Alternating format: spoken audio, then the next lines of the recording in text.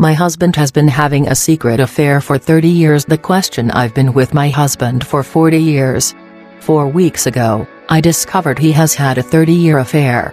I picked up his phone thinking it was mine, and I noticed a text from an unknown woman. He'd been texting, making arrangements, all in affectionate and loving language. When I challenged him, he told me they'd had an affair lasting 5 years about 30 years ago. He said the guilt made him break it off, even though she was distraught. He swears he never wanted to leave me.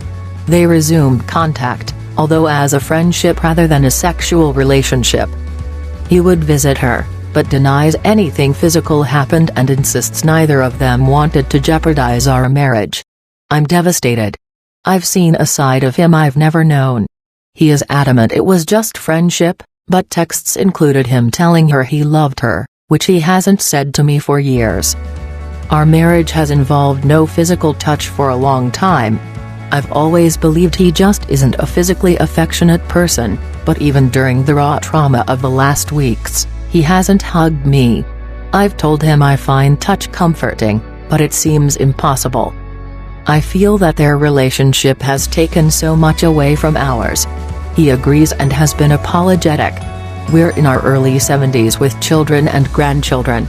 The thought of ending the marriage and stressing our family seems destructive.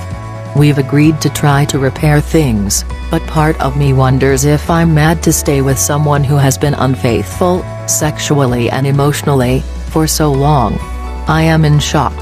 Am I being stupid, weak, pathetic? Can couples recover from situations like this? Philippa's answer: you are neither being stupid, nor weak, nor pathetic. Yes, some couples do recover from situations like this, although I can understand that, from where you are right now, it will feel like climbing Everest. Sometimes the betrayed partner, in situations like yours, suffers post-traumatic stress disorder as their emotional well-being has been threatened and sense of safety compromised. No more talk about being weak. You've had a huge shock, your whole world order has been shaken. It is as though he has been split for 30 years, half of him has been having an emotional affair with her and the other half upholding the image of a loyal family man, but, nevertheless, holding back from being fully with you. It would be hard to draw a line under such an affair without working through everything, and probably with a couples therapist. Think of the point up to that shock revelation as being your first marriage. With therapy, you and your husband can build what you can think of as your second marriage. Ending the marriage might not be as destructive as you think. As the one betrayed, you will need to work through the trauma of the affair and all the times you doubted your instincts and sense of reality over the past 30 years. You will need a lot of time for this part of the process, while, for your husband, it will be something that won't be able to happen quick enough. But it will be important that you both stay with it. You could ring-fence discussions, so that they only happen during counseling and perhaps other set times, so it does not overwhelm you and you both have structure and support for these necessary conversations. Advertisement. To make your second go at this marriage work, you will both learn new ways of communicating and ways of being together. You will probably have to find new ways to deal with conflict, and ways of building trust. You will both have to be proactive about openness and sharing emotions, including your anger, your desires and thoughts, so that you each become the other's significant other, thus allowing closeness and warmth to build. It will take practice.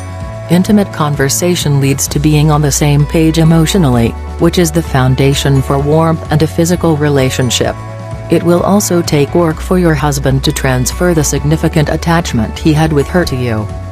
It is important that you find a therapist to work with who you both trust. You may have to interview more than one to find the right person. These websites are a starting point: GottmanReferralNetwork.com or Tavis.relationships.org. Recommended book: Healing from Infidelity by Michelle Weiner Davis. However, to end the marriage might not be as destructive as you imagine. Your children are grown up and it is usually less corrosive to know the truth than to live with secrets.